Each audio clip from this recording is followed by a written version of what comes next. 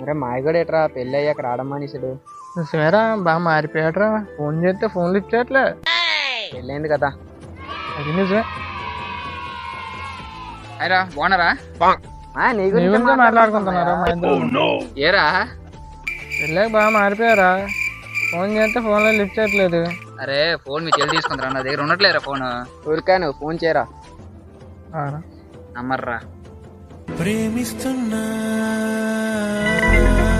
అలా చూస్తారా? పెళ్ళాక కూడా ఎవరిని ప్రేమిస్తున్నా? ఇరా ఇంకా అమ్మని మర్చిపోలేదా? ఏమైరా? మీ గుడి వెనకట్ల నాశనం మొత్తం తెలుసు మాకు.